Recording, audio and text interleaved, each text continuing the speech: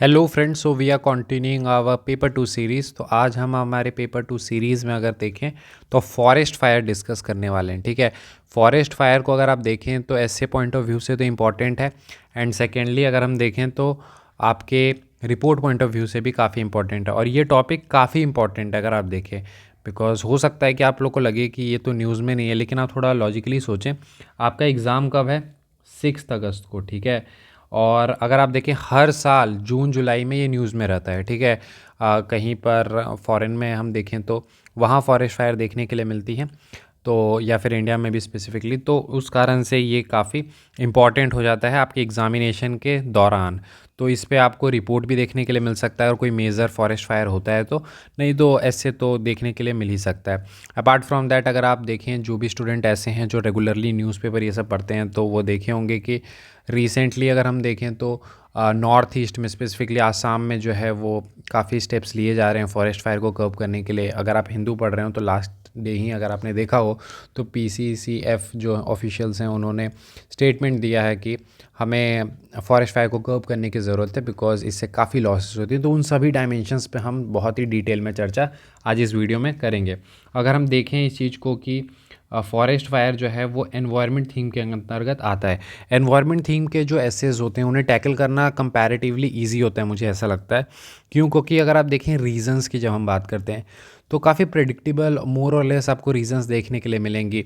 Global warming, climate change, ये सारी anthropogenic actions, तो ये सारे प्रोबेबल होते हैं। देन अगर इनिशिएटिव्स की बात करें तो अगर आप कुछ सेट ऑफ इनिशिएटिव्स अगर याद रखते हैं तो काफ़ी आसान हो जाता है इस तरह के क्वेश्चंस को टैकल करना। हाँ, थोड़ा स्पेसिफिक आए तो थोड़ा डिफ़िकल्टी है, बट अगर हम इन जनरल देखें एनवायरनमेंट थीम वाले तो ईजी होता है टैकल करना। तो आज जैसे हम फॉरेस्ट फायर को देखेंगे तो सबसे पहले तो हम यही देखेंगे कि अगर यही आ जाए टॉपिक तो हम उसमें इंट्रो क्या दे सकते हैं, देन रीजंस या कॉजेज़ क्या हो सकते हैं। इनमें हम दोनों रीजंस को देखेंगे, नेचुरल रीजंस क्या हो सकते हैं, मैन मेड रीजंस क्या हो सकते हैं, इसके अलावा क्या इसका इम्पैक्ट हो सकता है, मोर और लेस अगर हम देखें तो नेगेटिव इम्पैक्ट क्या हो सकता है वो हम देखेंगे।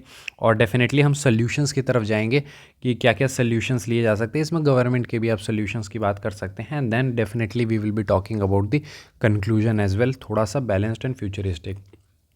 अगर आप पेपर 2 की तैयारी हमारे साथ करना चाहते हैं तो we have a course for you, that is Aarambh batch. ठीक है, ये हमारे पेपर 2 की एक बैच है, and this is a very comprehensive batch. और इसकी फ़ी जस्ट आपको 999, दैट इज़ 1000 है। तो इसके लिए आप हमें कांटेक्ट कर सकते हैं इनक्रेडिबल अभिषेक 10 पे। बाकी इसके रिगार्डिंग जो भी डिटेल्स हैं वो हमारे चैनल पर आपको देखने के लिए मिल जाएगी। थोड़ा सा अगर आप देखेंगे तो एक हमने प्लेलिस्ट बना दी है स्पेसिफिकली आवर पेड प्रोग्राम्स करके। ठीक है, वहाँ पर हमारे जितने भी पेपर 1 के टेस्ट सीरीज़ के सभी आपको इनिशिएटिव्स के बारे में काफ़ी डिटेल्स मिल जाती हैं। बाकी आप यहाँ कांटेक्ट कर सकते हैं इनक्रेडिबल अभिषेक 10 पे, वहाँ पे डिटेल्स मिल जाएंगी। It is a very comprehensive programme. ठीक है, काफ़ी डिटेल में यहाँ पे चीज़ें कवर की जा रही हैं। तो आप ये प्लेलिस्ट ज़रूर देखें आवर पेड प्रोग्राम्स का, वहाँ पर आपको क्लैरिटी मिल जाएगी। तो चलिए हम बात करते हैं इंट्रो की। ठीक है, देखिए एक इंट्रो का तो सबसे शानदार तरीका ये है कि आप कोई रीसेंट न्यूज़ या फिर कोई करंट इंसिडेंट अगर होता है तो उस चीज़ से आप जिक्र करें तो काफ़ी बेहतर है, या कोई ऐसा डाटा अगर आपके पास है तो वो आप कोट कर सकते हैं। जैसे रिसेंट में अगर आप देखें एक डाटा आया था कि ऑलमोस्ट 10 टाइम्स जो है फॉरेस्ट फायर बढ़ चुके हैं लास्ट 2 डिकेड्स में। पिछले 20 सालों में देखेंगे तो 10 गुना बढ़ चुका है। तो उस तरह का कोई डाटा है तो आप उससे कोट कर सकते हैं, या फिर अगर फॉरेस्ट से रिलेटेड कोई आपके पास कोट है स्पेसिफिकली वन से रिलेटेड तो आप आसानी से उसे कोट कर सकते हैं। तो ये एक तरीका हो सकता है। आज हम जैसे क्योंकि हम स्पेसिफिकली टॉपिक की बात कर रहे हैं, क्योंकि मैं अप्रोच बता दे रहा हूँ कि अगर आपके पास है तो आप उस तरह से स्टार्ट कर सकते हैं, नहीं तो आप सिंपल अगर कुछ नहीं आता तो फॉरेस्ट फायर क्या है उससे भी स्टार्ट कर सकते हैं। तो बेसिकली अगर हम बात करते हैं फॉरेस्ट फायर की, तो फॉरेस्ट फायर अपने आप में क्या है? It is an unplanned fire. एक अनप्लैंड फायर है, कोई प्लानिंग करके फायर नहीं करता।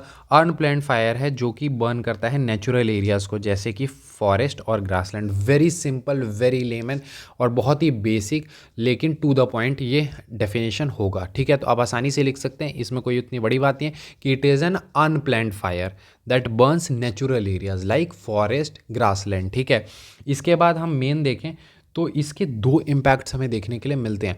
अगर हम देखें फॉरेस्ट फायर को तो यूजुअली हमें लगता है कि एक उसका इम्पैक्ट है कौन सा, कि loss of services that are being provided by the green cover. Means forest हमें क्या है, काफ़ी सारे सर्विसेज प्रोवाइड करती हैं। अगर आपने 8th क्लास की एनसीईआरटी पढ़ी हो तो वहाँ पर आपको देखने के लिए मिलेगा कि फॉरेस्ट हमें काफ़ी सर्विसेज प्रोवाइड करती हैं। तो अगर हम फॉरेस्ट फायर को कर्ब नहीं कर पाते हैं तो जो सर्विसेज हमें फॉरेस्ट से मिलती है उसे हम एवेल नहीं कर पाएंगे। तो ये तो हमें बहुत ही आसानी से समझ आ जाता है, या हम भी देखते हैं कि ठीक है फॉरेस्ट में अगर फायर हो गया तो फॉरेस्ट के ये सारी चीज़ें से हमें लॉस होगा। लेकिन एक जो सेकेंड एंगल है वो काफ़ी इंपॉर्टेंट है कि it has a direct damage through emission of harmful gases. काफ़ी सारे harmful gases like CO2 CO दोनों, कार्बन मोनोऑक्साइड, कार्बन डाइऑक्साइड, ठीक है। इसके अलावा पार्टिकुलेट मैटर, इसके हम ऐसे आगे बात करेंगे। जब इनकम्प्लीट कंबशन होता है किसी चीज़ का तो कार्बन मोनोऑक्साइड, कंप्लीट कंबशन में CO2, तो ये सारी चीज़ें हैं। तो इनसे क्या है, काफ़ी हार्मफुल गैसेस रिलीज़ होती हैं फॉरेस्ट फायर से, और जिसका नेगेटिव इम्पैक्ट हमें देखने के लिए मिलता है। तो हम देखें तो दोनों साइड से फॉरेस्ट फायर के 2 वे अगर हम देखें इम्पैक्ट हमें देखने के लिए मिलती हैं। Then coming to the reasons, अगर हम यहाँ पर आ जाएं, किसमें, हम बॉडी में आ जाएं, ठीक है। बॉडी में हम सबसे पहले क्या स्टार्ट करेंगे, रीज़न से। तो रीज़न में क्या है, एक तो हम रीज़न स्टार्ट कर सकते हैं नेचुरल रीजंस से, और दूसरा हम मैन मेड रीजंस की भी बात हम कर सकते हैं। देखिए, एक तो होता है आपका नेचुरल रीजंस में लाइटनिंग, बहुत ही कॉमन है, आपने भी देखा हो, लाइटनिंग की वजह से होती हैं।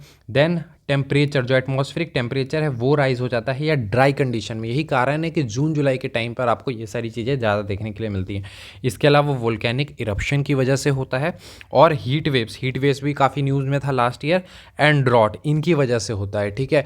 ड्राई कंडीशंस में देखेंगे जो लीव्स होती हैं उनमें मॉइस्चर नहीं रहता, काफ़ी ड्राई हो जाती हैं। एंड देन बहुत बार ऐसा होता है कि 2 ट्रीज़ के बीच में फ्रिक्शन जनरेट होता है ड्यू टू विंड्स जो चलती हैं काफ़ी तेज़ से, तो उसके कारण हो जाती हैं। थोड़ा सा भी स्पार्क होता है तो उस कारण से हो जाती हैं। तो ये सारे जो हैं वो नेचुरल फैक्टर्स हैं या नेचुरल रीजंस है।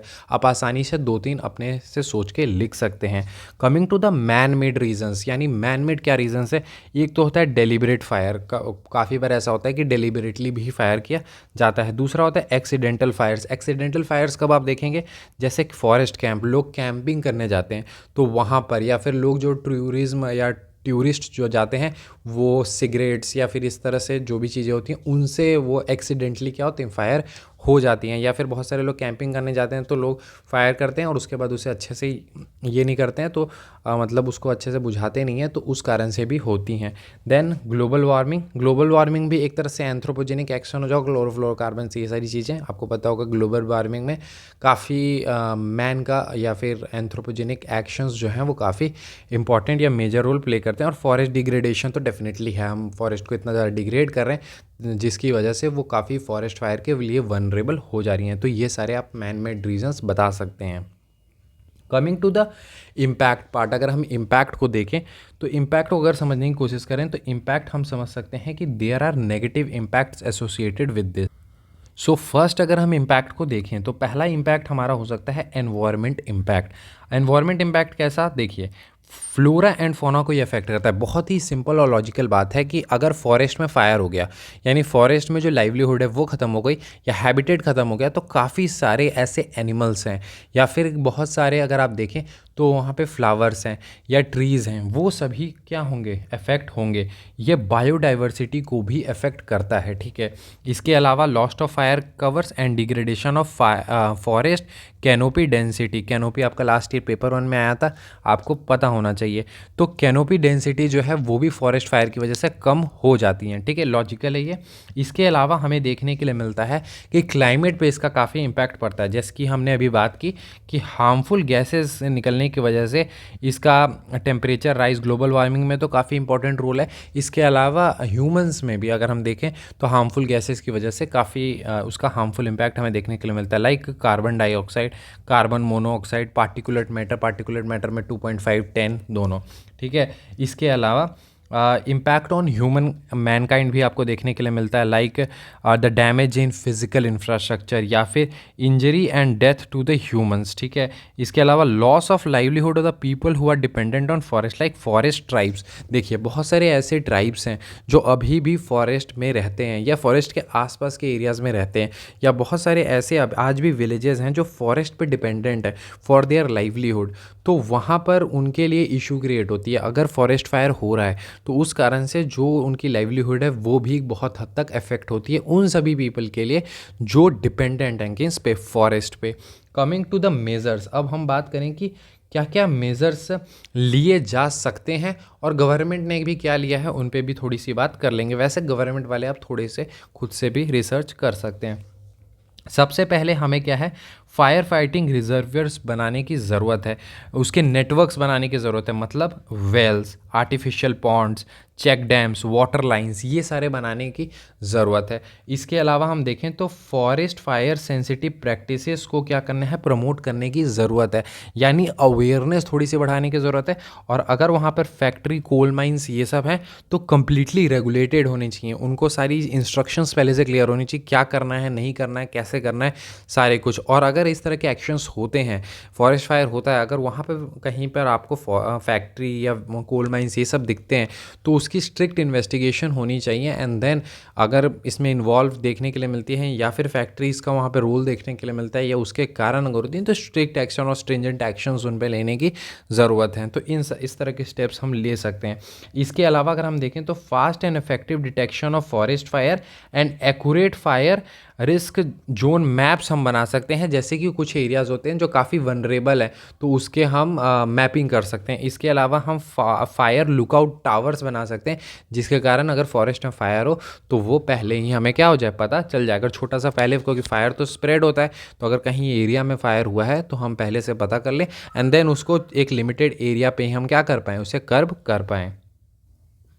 मूविंग अहेड, तो देखिए voluntary coops of to local community for effective checks of poachers and smugglers. तो जो भी वहाँ पे लोकल कम्युनिटीज़ रहते हैं उनकी मदद से जो पोचर्स हैं या स्मगलर्स हैं उनकी हम इफ़ेक्टिव उन पे कंट्रोल या चेक लगा सकते हैं।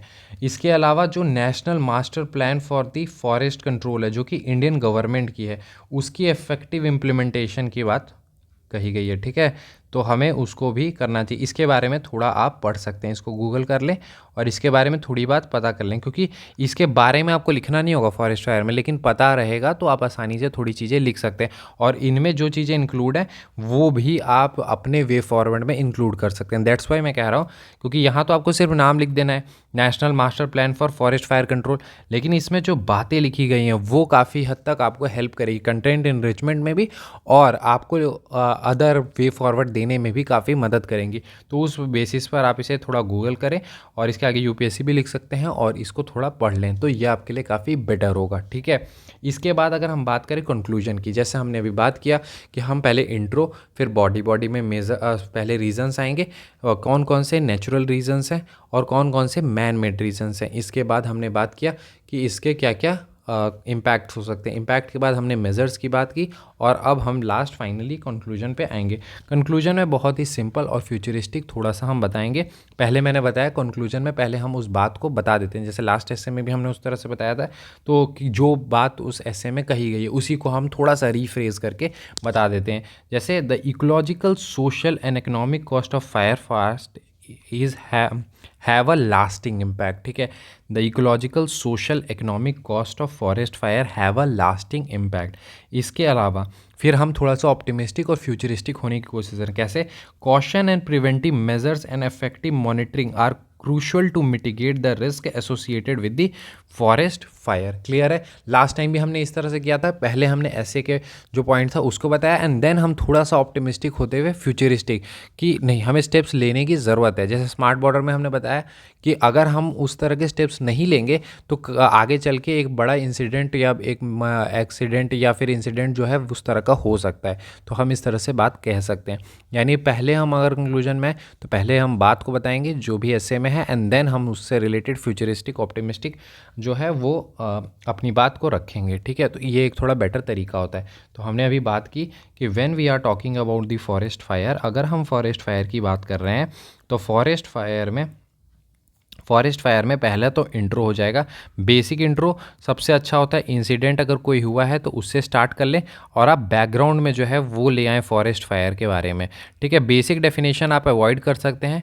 आप सिंपली फॉरेस्ट फायर के जो 2 इम्पैक्ट्स की हमने बात की, पहला कि वो एक फॉरेस्ट से जो हमें सर्विसेज मिलती हैं उनकी लॉस, और साथ साथ जो सेकेंड हमने बात की कि हार्मफुल गैसेस का इमिशन, उस पर हम थोड़ा सा बात कर सकते हैं। Then we will be coming to the body part. तो हम बॉडी में अगर आ जाएं तो बॉडी में सबसे पहले हम बात करेंगे कि रीजंस की। रीजंस में आप ऐसा कर सकते हैं, 2 पैरा बना सकते हैं, पहला एक नेचुरल रीज़न वाला और दूसरा हम बात करेंगे मैन मेड रीजंस के बारे में। और इसके बाद अगर हम आए तो बॉडी में हमारा ये पहला पैरा, ये दूसरा पैरा, तीसरा पैरा हमारा बनेगा मेजर्स का, सॉरी इम्पैक्ट का। तो हम सबसे पहले इसमें इम्पैक्ट लिखेंगे, that is the negative impact, and then these impacts have been solution. तो वो हमारा 4th पैरा हो जाएगा। आप ऐसा कर सकते हैं कि 4th पैरा को 2 सब पैराज में डिवाइड कर सकते हैं, एक पहला पैरा, एक फिर दूसरा पैरा। पहले पैरा में आप अपने सजेशंस या गवर्नमेंट के कोई स्टेप्स बता सकते हैं और दूसरा में थोड़ा बहुत गवर्नमेंट के बारे में बता दिया, एंड देन लास्ट कंक्लूजन पे आ जाएंगे। तो इस तरह से अगर आप लिखते हैं ऐसे तो काफ़ी अच्छे मार्क्स मिलने के चांसेस हैं, ठीक है। तो इस तरह से हमने काफ़ी कॉम्प्रिहेंसिवली इस टॉपिक को भी कवर कर लिया है। इसी तरह के टॉपिक हमारे चैनल पर आते रहेंगे। आप हमारा जो टेलीग्राम चैनल है दैट इज़ एस डिफेंस, ठीक है, इसको ज्वाइन कर सकते हैं। सिंपली जाइए टेलीग्राम पर और सर्च कीजिए एस डिफेंस, वैसे डिस्क्रिप्शन में भी लिंक मिल जाएगा, ये चैनल को आप ज्वाइन कर सकते हैं। तो उम्मीद करता हूँ ये वीडियो अच्छा लगा हो। अपने सजेशंस फीडबैक हमेशा देते रहें कमेंट सेक्शन में। तो मिलते हैं अगले वीडियो में। Thank you and have a nice day friends.